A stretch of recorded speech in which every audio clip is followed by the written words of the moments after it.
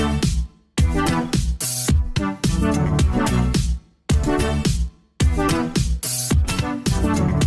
what is up guys? I'm KBHD here, and just look at this TV. Alright, so we saw a lot of pretty cool TVs at CES, like we do every year, but a lot of the coolest ones never really go on sale. They're more like showcases, but this one is real. This is the LG 4K OLED W in the flesh, and the W stands for wallpaper. And that's a pretty fitting name for a TV like this because it's so thin, it literally looks like a cutout, like a wallpaper on a 65-inch section of the wall. So for the record, the panel is officially 3.8 millimeters thick total, including the wall mount, if you must know. There's actually no way to keep this TV upright. There's no stand that it comes with. You have to wall mount it if you're getting it. So the OLED module is basically a 65-inch sheet of pixels that sort of hooks onto the tiny wall mount at the top like a picture frame, and then actually uses magnets throughout the middle and the bottom of the frame to stay flush with the wall. It's tight. So that makes it thinner on the wall than a bunch of household objects which you would ordinarily consider thin. I mean, the fact that this whole panel is about the same thickness as 2 SD cards should give you a pretty good idea how nuts it is. Maybe take a key out your pocket and hold it up to the wall. Like, that is how thin the entire TV is. And yeah, that also makes this TV that LG makes thinner than the thinnest phone they make. How about that? And then the OLED itself is an excellent quality panel, as it should be for the price. It gets up to 1000 nits, which is extremely bright. Blacks are pitch black since it's an OLED. It hits 99% of DCI color space, supports Dolby Vision, HDR10, HLG, and Technicolor's HDR. I mean, it'll pretty much cover any format. And of course, it's a 4K panel, so details and contrast and sharpness are incredible up close as you would ever get to a TV this big. But where did all the guts go? So where are all the rest of the components to this TV? The ports, the speakers, etc. It's actually all in the soundbar, which is an equally important part of this setup as the OLED. So everything connects to the TV through this one flat cable, and you can see it coming out the bottom.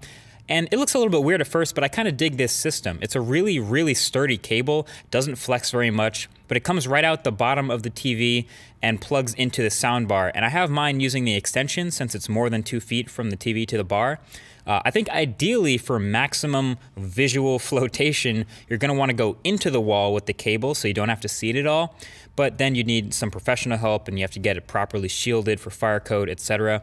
I think some double-sided tape for me should do pretty much fine to make it not a big deal. The cable really is not that noticeable once you're looking at the TV, trust me. But this soundbar, this thing is actually really good. It sounds great. It gets really loud without much distortion. It has a bunch of speakers, frontward facing, sideways, straight up, and that makes it pretty good at throwing sound off the walls and creating a pretty convincing surround sound effect. And check out this sleek little animation it does when turning on and off. I can't even be sure if that has any real functionality outside of looking cool, but I like it anyway. And all of the I/O is, of course, in the soundbar as well. So you plug in your soundbar into the wall, and if you have anything HDMI, there's 4 HDMI ports, a couple USB, an Ethernet, etc. And then all of that gets fed through to the TV, along with power, through that ribbon cable. So that's what allows the TV to be so thin, because it's literally just the OLED panel and some shielding and a few magnets, and that's it as far as what's up on your wall. The dopeness of your setup with this TV will depend pretty much on how well you can hide this cable. So yeah, you can color me impressed. I'm glad to even have it in the studio now thanks to LG.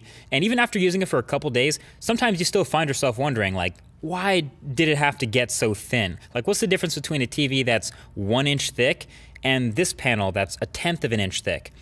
But then you use it and you remember why. It's the thinness combined with these really thin bezels that create a super immersive viewing and gaming experience. I can't even imagine how insane the 77-inch version looks.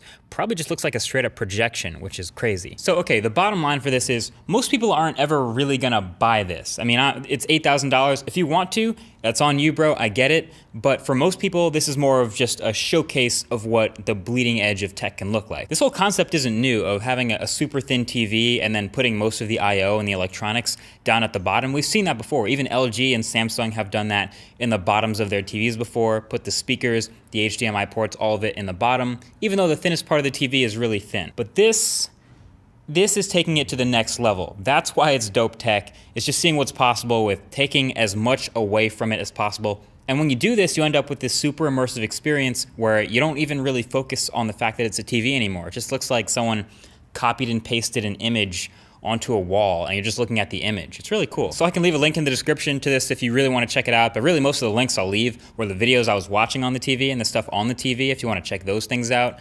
But that's pretty much it. That's the wallpaper TV. Thank you for watching. Talk to you guys in the next one. Peace.